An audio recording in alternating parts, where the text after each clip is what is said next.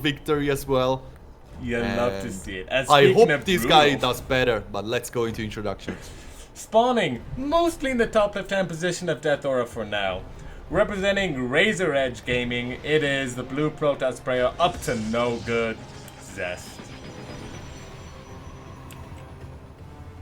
Spawning in the bottom right-hand corner of Death Aura is not about to take his natural. It is the Red Zerg, playing for Alpha X. This is Ragnarok. Yep, no natural for you, my man. I thought it was going to be a forced heartbreaker, but getting able to deny the natural is actually really big. This is actually a lot more damage than I think a lot of people give credit for, and absolutely worth sending the probe out early. What this means is not only do the drones get to saturate your natural faster, but if adepts come in, oh my gosh, it's so much harder to defend against it. No creep spread, yeah. No creep spread is just such a bummer for the Zerg, especially on maps in which the distance from main to third is this big. It costs him minerals, he has to make more links to defend.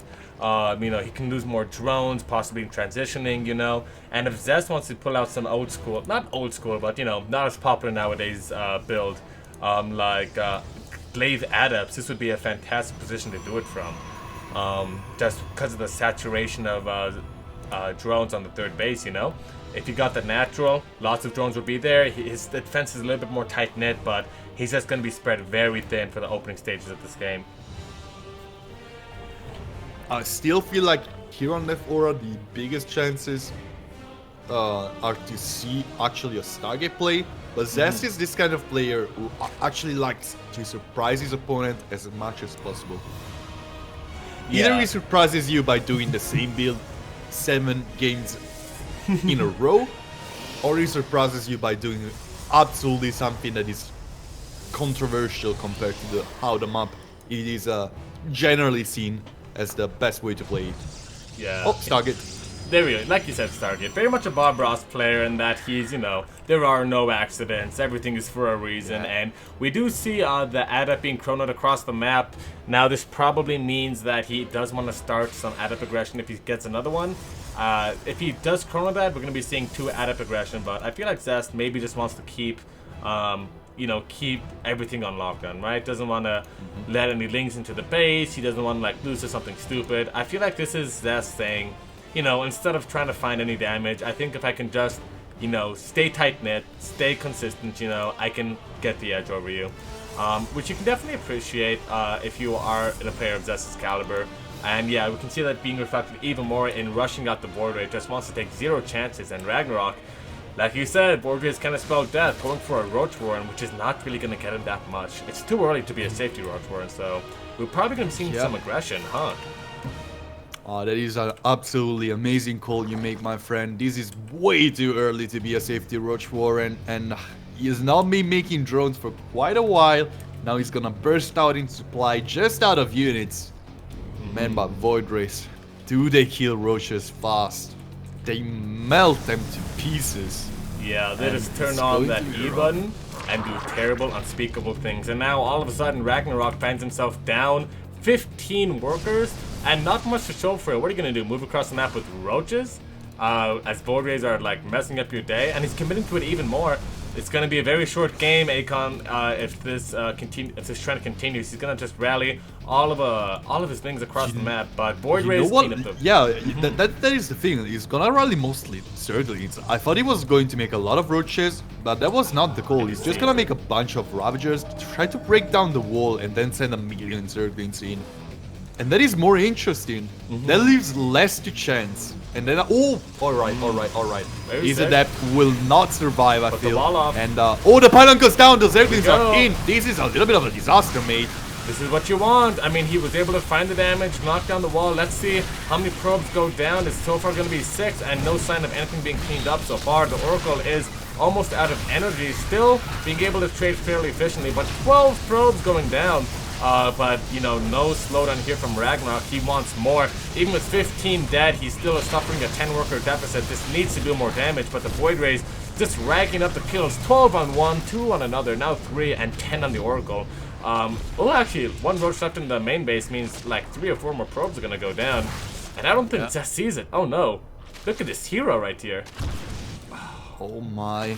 These There you little go. cute roach has 10 kills, by the way.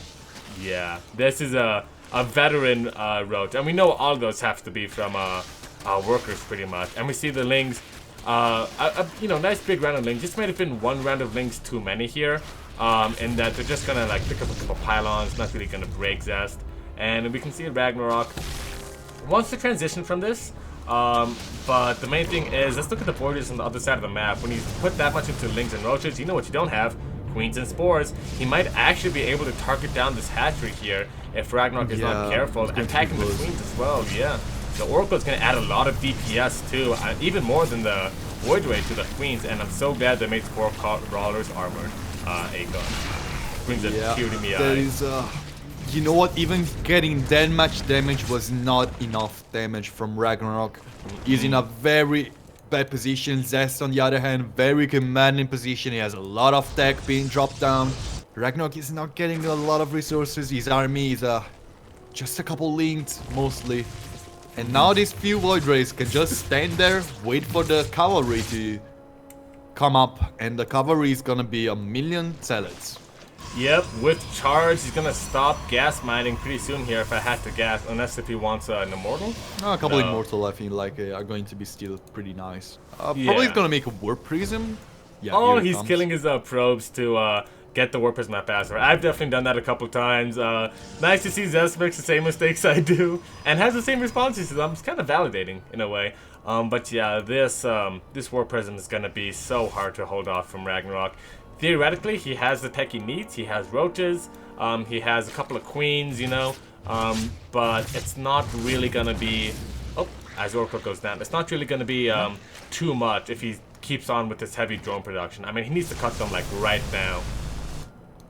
Yeah, like right now it's gonna be like so rough for Ragnarok to actually can match in the way of defense, while Zest, even with just a bunch of zealots, a couple there at the third, a couple in the main, it's gonna deal so much damage with Void Rays just being able to do so much. These Zerglings, as you were saying, man, they're not gonna do much. They're gonna die pretty good, but that's about it. Oh, and yeah. look at all of these zealots, exactly the opposite of what you want to be seeing if you are Ragnarok, making so many workers. The last 4 like larva cycles were pretty much pure drone, and now he is paying the price, taking immense damage here. The Sim City is really nice, denying a lot of search there for the zealots actually. 13 workers go down and 14, but this is also a killing blow. You need to do a lot of damage with this build, and he is finding it. 18 drones going down and another big weapon of zealots. I think that's it. GG is called, and Zest will take a very, very convincing game number 1. Yeah, amazing performance out of Zest here. He just went for a brute force maneuver. He just went right with a little bit of a change of a game plan according to what his opponent was doing.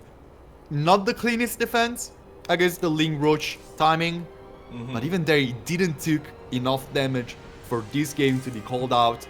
He went for a little bit of a change of plans. He got a bunch of queens with Void Rays and Oracles alike, and then just so many zealots. He was floating at 1k minerals at a time, and then boom, 10 zealots in your base. And this he did 3 times. Just amazing, amazing performance by Zest. Absolutely, and to be a pro player, you know, you can't only... It's like everything about you has to be pro. Your mistakes and how you handle them, you have to be good at your mistakes, you know. Even when you fail, you have to fail successfully. Graciously. Does that make sense? Yeah, fail graciously. We call it a graceful shutdown in the computer world. So basically, when things go wrong, they have to go wrong right. And Zest is very good at making wrong things go, you know, at least not too bad. I mean, losing the wall off there, and letting all those lings and roaches flood on in, that could have very easily ended a different way, but amazing crisis management by Zest, and now he enjoys a +1 advantage in this series. But you know, there's still a lot of game left to play, but we're gonna have to see what exactly he can bring to the table. Another probe going out early for the hatch block. Zest is spawned. Oh crap! I said his name. Zest is spawning in the bottom left-hand position of Oxide, representing Razor Edge Gaming as a blue Protoss player.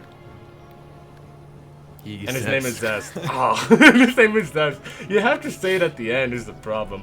Like if I say, if I just say Zest, nothing's gonna happen. No. Alright, you can do this just- better. Well, Avenge let's me. try here to not spoil his name before the tank comes in the top right-hand Could corner be anybody. of Oxide. He plays for Alpha X. He needs to tie up this score, otherwise it's gonna be at a big disadvantage. It is RAGNAROK. And he's up to no bueno.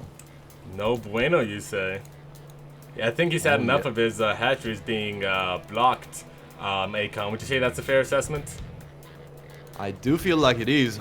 It doesn't really even feel like anything to macro base. Oh my, this probe was still there. RAGNAROK is still gonna That's send cute. the drone to the third. But he's gonna try to go for at least a little bit of drone. He's keeping the gas, which is you know what? This is looking closer to a 12 pool expand that I was immediately thinking about. So Yeah. adding up, you know what's very good in ZVP? ZVZ builds. Exactly. The best form of macro is aggression, says RAGNAROK, and he's gonna go ahead and send 6 lings to the other side of the map. Now ZEST was not born yesterday. He's gonna get his wall off going in. The Zeta should be able to finish on time, but I mean, let's see. Maybe if he controls these lings very, very well, there's a chance to maybe breach and get into the mineral line. Kinda doubt it though. And with that early of a spawning pool, you do really need at least some damage, right? Yeah, he's probably gonna try to target the Sabenetti score. He's not going to get anything done really. There's a bunch of prod being pulled in. That's... I don't really know about that. I don't feel like that is mandatory. It's worth or Yeah. anything closer. Like, Zest why? doesn't have vision of the natural base of RAGNAROK, so I mean, if he was just making a bunch of lings and, you know, just sending them across the map, I could kind of see it. But yeah, definitely maybe a little bit of a psych there from RAGNAROK, but at the end of the day, he's down 5 workers, and Zest is just gonna chrono these probes out like no one's business. So it's kind of up to him to bring this game back. He's a little bit on the back foot here against the Stargate of Zest, so no early shenanigans are gonna be super viable, especially with that. You know, Stargate, just such a safe, defensible structure to open with, and Zest Adept on the other side of the map is going to find at least a little bit of damage, and the main damage he's going to do to him is the damage of losing your secrecy. So he's going to see that there's drones saturating the natural base, that there's no real follow-up coming on in. Probably should be checking that third sometime soon, but RAGNAROK, what are you going to do? This is a kind of a tough spot for the Zerg player to be in, so I don't really know what to expect out of this. I'm probably expecting a little bit of a raising tech, trying to get a lair as quick as possible, trying to get a Hydra Den as quick as possible as well, to just try and not die straight up to just port raise, which is going to be something very possible. Oh yeah, I mean, if there's one thing which I would like to see RAGNAROK do, we were talking about it before the series, it's pump the brakes, right? You know, just take your time, you're against a very good player, you know, he knows he's ahead of you, and he's just gonna, like, you know, just keep all of his corners very tight, right? So, I mean, I think this is just a game that RAGNAROK has to take long and, you know, do what he does best, but with a good economy, you know? Be aggressive, be out there, you know, be doing other stuff, but before you get there, just, you know, take a couple minutes, breathe, make sure you don't take that much damage. And I feel like that's exactly what he's doing right now, and I think it's the right call. Especially against such a high-level player as Zest. He's got a kind of a nice economy, so I do feel like this is not an absolutely horrible position, but we see the free Stargate coming from Zest. We're gonna see a bunch of Void Rays, and we see a well-timed lair, just a 5-minute lair, which is kind of standard. A Roach Warren to just stay safe against the many zealots that are indeed going to be on the map once the time comes. But yeah, I would like him to try and raise tech a little bit more proactively. Yeah, Evo Chamber, yeah, that's exactly what I was talking about. Cutting some corners, getting those ranged upgrades a little bit quicker, getting those Hydras a little bit quicker. This is what I'm talking about, just getting those higher tech units as fast as possible. Even a couple lurkers, they don't hurt. Vipers are gonna deal a ton of damage if they are allowed to. So that's what I'm expecting out of RAGNAROK now. Yeah, if you could see my face right now, it'd be the biggest smile. I wanted to see this triple Stargate play for so long, and my dream is being fulfilled. Did he get a fleet beacon? No, it's just triple Stargate, so Yep. I think he's actually 9 going to get void that rays. right now. Yeah, he's positioning his probe in the main base, and a Twilight Council? Alright, Yeah, serious heart you of need the storm. charge. You need charge. Otherwise, okay. you don't have enough stuff On the down ground, there. right, to defend against links and stuff. Is it just going to be a, like, Void Ray Storm? I remember that was, like, one of my favorite builds back in Heart of the Swarm was Void Ray Storm, but is that really what's going to be going for? He's throwing down a Forge as will well. get Storm eventually, but he will get Storm once the fleet beacon is in place as well. Okay. Because right now his biggest issue are Hydras, and Zealots deal with Hydras fine on their own mostly. Yeah, here comes charge. The Temporal Archives is going up. There's going to be Storm eventually, but the first thing first, you need a lot of Zealots. Right, that's going to be kind of like the bread and butter of your ground army, you know, because if Ragnarok skips Banelings, oh man, is he in for a world of hurt. And Zest, actually, if you can lower this Hydro Cap by any appreciable amount, it's going to be great, but they are popping out the Death Queen support, so they're going to be forced back for the time being. And Zest looks to be wanting to hit a very strong timing here. He's going to get charge, he's going to get +1, he's going to get a couple of High Templar even, or Storm actually is being researched like you said. But it looks like Ragnarok is going to try and hit the timing a little bit faster. It is going to throw down that Nidus Worm. Zest did see it, technically. It was by Revelation Vision, so it's just for a second, so I'm not sure if he really understands what's going on. But if this is executed right by Ragnarok, if he can catch Zest off guard with a Nidus in the main base or maybe in his natural, it could spell disaster here for Zest. Or right in front of his Void Rays, that works too. So yeah, that kind of is a heartbreaker, isn't it? Oh, but is Mike gonna maybe even get a Void Ray for his troubles here? No such luck. Kind of a rough start to the push here, Akon. Yeah, Storm is almost done, so Ragnar needs to eat kind of fast as well. He's gonna try to dive here in the natural. I don't feel like that's the right choice, especially with Storm being so close to being done. Getting as much damage as possible on top of the bird is going to be the most important thing. These High Templars are not turned into Archons for a reason. 3 Hydras get locked in a stasis ward. These warriors are trying to do their best fighting Hydras as well as the Zealots. Storm is a second from being done. Here it comes! First Storm is already a big bummer from Ragnarok. Second one is still gonna deal a lot of damage. Third one, yeah, fourth one, good one. But right now, you know what? Ragnarok doesn't really have much to break through. He's making more and more Hydras. These High Templars are going to be turned into Archons, so they're still going to be a big nuisance. And yeah, that was very close there. The Archons are going to be a big nuisance as well. As the Zealots, I think he has to jump back onto the Nidus. Everybody into the gaping worm butthole of terror.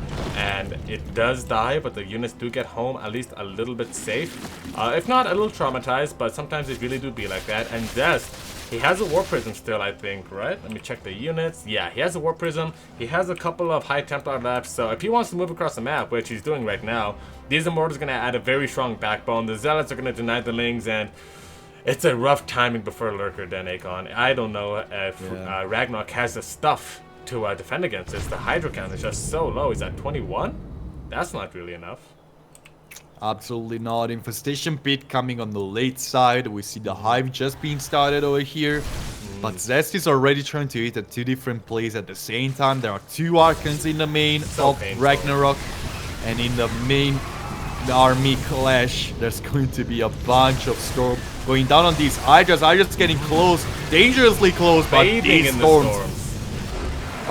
And that's going to be the end of that. GG's called, and Zest takes a quick 2-0 advantage. That was brutal, Akon.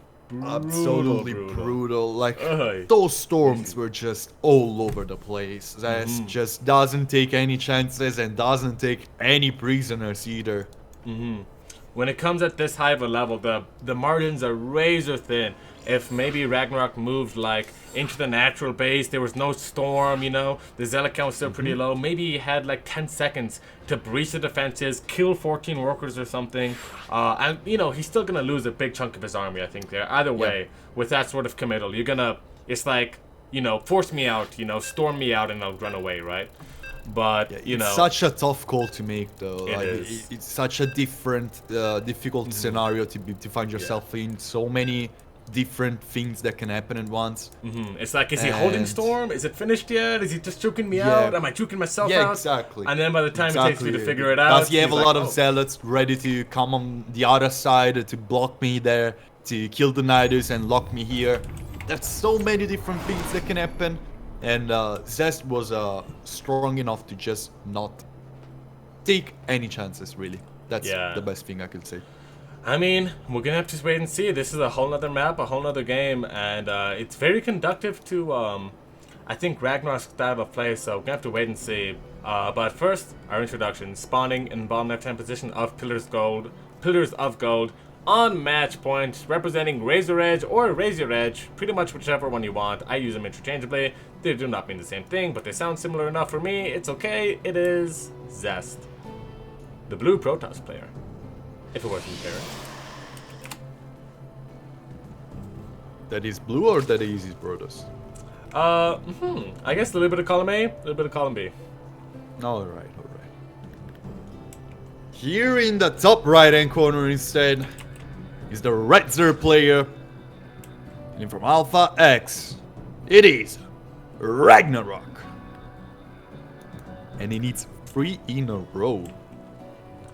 Yeah, I mean, he's gonna have to tic-tac-toe ZEST out of his best of 5, but I'm not really sure how feasible that is. I mean, it's definitely, I don't want to say it's impossible. It's definitely not impossible. Ragnarok is a very strong player. We know he has very strong builds up his sleeve, but ZEST is looking so on fire. You know, but of course, you can't really be thinking that if you're Ragnarok. If you're Ragnarok, it's got to be one game at a time, right? You can't think about the past 2 games that happened, you know? And that's the cool thing about StarCraft. Every game is a new game. It's not that, like, ZEST won 2 games and now he has, like, he starts with 100 more middles than you or something, right? I mean, every game that happened before doesn't have any impact on any game that's happening right now. So, Yeah. I think if Ragnarok really, like, switches up his playstyle, really tries something crazy 1 or 2 games, then he could have a decent shot at this. But it seems like ZEST, for the time being, his decision making is a little stronger, his compositions are a little stronger, his micro is a little bit better, and Ragnarok just needs to find the secret sauce. I still feel like Ragnarok is forcing himself out of his usual playstyle. He's playing a little bit too afraid. That's how I'm feeling about this series. Okay, yeah, ZEST is like this big scary player. He is really the elephant in the room here. So, to be honest, I would absolutely love Ragnarok to just go heck it. I'm going all in here because I feel like it. Because Yeah. that's how I do. That's how I roll. And That hatchery should those be are on the ZEST side of the Sorry? map. I said that hatchery, that natural, should be on ZEST side of the map, not his side. Yeah, exactly. Oh, yeah. Pillars Well, of you Gold were is saying. kind of a nice proxy hatch map. Well, don't let me start on that. Start on Stargate. it, please. Maybe if he does it next map, you can like be like, I knew it. Now let me enlighten you folks. But it is going to be the Void Ray, the same build coming out, I think, 3 times in a row for ZEST, if I'm not mistaken. Yep. Not mistaken. Yeah, it's a very safe build. I mean, turns out Stargate, you know, is just the safe way to open up all your PvZs, you know? I mean, you go Robo or Twilight and you just open yourself up to Ling Floods or like Roche Ravager or Ling All-Ins off of 2 bases or Ling Bane Bus. It's all so much harder to hold without anything flying in the air, really. So I definitely appreciate this coming out from ZEST. Just wanting to play a safe game. If I were to guess, he's probably going to pull out this build like all 3 games if it does end up going that long, because I think he feels like if he just puts in the hours, puts in the time, he can probably grind Ragnarok out of most games they encounter. But he's just going to go for the 3rd base. No weird aggression coming out from ZEST. Just wants to play very safe, very macro-oriented. Ragnarok, meanwhile, is going to go ahead and play a little bit similarly. He does have an Evo Chamber on the way. And yeah, I mean, we just have some time to sit back, relax, and think about what Ragnarok's got to do here, Akon. Ragnarok is definitely cutting a lot of corners compared to the second game of this series. Oh, that's just is where this up in a good. That's just is where. Oh, jeez. That's a big one. That's 4, 8, that's 9 workers. So he's probably gonna lose like a solid like couple hundred minerals off that. Brutal stasis ward. But, or maybe just 100, I don't know. But a lot. But for sure, it's like, more than 200 actually. Yeah. Oh yeah. It's like, isn't it like 40 or like 35 per drone or something like that? Yeah. So it's rough stuff there. But Zest is just gonna keep on macroing up, and we see 2 more Stargates, and my heart swells with joy, but also kind of sadness because Ragnarok is from our own team, and I would love to see him succeed. But at the same time, I do like Void Rays Akon. I do like. Did I ever tell you that time in which Zest played 2 finals in a row, best of 7 against a Rogue, 2 weeks in a row, so 6 games in one of the series, best of 7, 7 games in the other best of 7 series, and all 13 of these games he played this build. Every single game just Void Rays, and he was like, alright. Every single game free start. Figure it out. He's like, you know, I'm gonna do Void Rays until he make me not do Void Rays anymore. Did he win? He won one, he won the first one 4-2, and then he was winning 3-2 the second one, then Rogue just decided like he was doing a lair timing with Hydras and Zerglings, like at the 6-minute mark or so, no, not 6, like 7.5, 8-minute mark, and he was just constantly finding Zest with his banks down, so he won the next 2 games and won the series. But still, what a legend to go Void Rays, like, that's 1, 2, 6, like, 10, what is that, like 10 games in a row? Or like 13 games in a row? You're right. 13 games in a row? What a madman. And he also had PVZ semifinals that lasted 4 games, in which he went all 4 games this build, by the way. See, there's good disgusting and bad disgusting. Zerg is the kind of bad disgusting icon. It's all grimy and poofy and sloppy and gloppy. But this, what Zest is doing, this is grimy. And I can appreciate a good grime.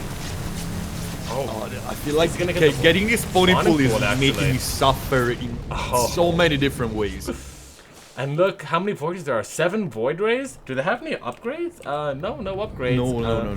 Which when you have Void Rays don't need upgrades. They just fly fast and kill armored things. They are an upgrade. Void Rays are the upgrade. He's gonna go ahead and get the Hydras too. Any pickup he can get is pretty good. I mean, I'm not gonna say this is gonna kill Ragnarok, but it's coming damn near close. These holds are gonna be very tight here. There's so many Void Rays. We're picking off Hydras and Spores and Queens. I mean, what has he lost so far? I mean, 3 Hydras, 2 Spores. He had to cancel. He didn't have to cancel, I don't think. And he actually hasn't even lost a Queen so far, so that's pretty nifty. But these you know what is going to kill Ragnarok right now? 11 gateways and charge. You know what that ought to do? That pretty much ought to do it. It seems like he learned his lesson though. He does have a Baneling's Nest, which is definitely a little bit better. Not a little bit better. It's actually a lot bit better against Zealous and just pure Lings, you know? And definitely an improvement over last game. So I feel more comfortable right now. 5 bases is a very good position, so if you can hold on, I mean, you're gonna be in a great position to, like, you know, take the game into your own hands, you know, tech up strongly if you want to, or keep Zest on 4 bases, really. There's some really strong macro advantage play going on from Ragnarok, and it's going to be up to Zest timing to really put him back in his place. Yeah, like, Ragnarok is we saw it before, like we saw it like a couple minutes ago, even more, that he was heading into the right direction. He was playing these a little bit differently. He was trying to rush some amounts of tech he needed. Getting his Baneliness, as you were saying, is an insanely good choice. Getting an earlier 5th base, very good choice yet again. Getting an earlier lair, earlier +1 ranged attack, melee attack, sorry, upgrade. Also a good choice. Those Zealots not gonna last long. And now he has a sizable amount of Hydras. He's maxing out on Zerglings mostly. And he's gonna be having a pretty good transition into the late game. Late game for Zest means Storm and Carriers though. So that is going to be the other beast to beat. Yeah, I mean, Zest has kind of conceded that Ragnarok can do what he wants as long as Zest gets to do what he wants. And We do see Storm on the way as well as shields upgrades as well. I would love to see a free peek can come out any second here from Zest as well. But he's a little bit busy controlling his counterattack, trying to manage his Void Rays and stuff like that. Infestation pick coming out from RAGNAROK means he is ready to take it to the long con. A decision I can definitely appreciate. Like I said, pump the brakes, change it up, see if you can catch him with his pants down. A lot of Banelings rolling on in. They will really want these Lings, but the Templar wants them more. Or rather, the Banelings wanted the Zealots, but the Templar wanted the Lings more. And Storm is going to be enough to dissuade them from any further shenaniganry. Meanwhile, a big Zealot counterattack in the 4th base of RAGNAROK is going to find not too much damage, actually, so good clean up there. And he's just kind of running Zealots everywhere and getting cleaned up everywhere. These counterattacks are a little sloppy. I would love to see something in the main base, since the creep doesn't really extend far enough to where a Spore can hit a War Prism if it's positioned right, but... yeah, 6 drones going down for a lot of Zealots. Not really super worth it to me, Akon. No, absolutely not. The lack of a Warp Prism really made this kind of multi-pronged Zealot attack a lot worse. There is a Warp Prism here on the right side. It's not doing absolutely anything. Hive in the main, meanwhile, for RAGNAROK, and he already has a Spire put down for when he needs Corruptors, when those carriers are going to be out. ZEST cannot afford them yet. He needs some more upgrades before getting to that spot, and RAGNAROK is trying to abuse this how he can. Like, splitting his army into, trading supply. That's all, every single thing, every single pieces of the puzzle is really working in favor of RAGNAROK to me right now. This is not a good trade. This is just a trade of supply. He wants to free up some supply from higher tier units. But I feel like he maybe freed too much supply. He's forced to make 60 more Zerglings. He didn't get a lot of damage, and Zest is just going through them up. I liked it at first, but then I just saw a lot of Banelings exploding on Archons, and I was like, yeah, this can't be right. Yeah, I was like, no, there's something wrong there. And Zest actually thinks he has enough of an advantage to move across the map now. The armor supply from Zest higher, and if these Void Rays just go unchecked for long enough, they can just straight up end the game. I don't think RAGNAROK has enough here. He's desperately trying to pump out more Hydras, and he's gonna get knocked out of this game. GG is called, and Zest wastes no time and takes a very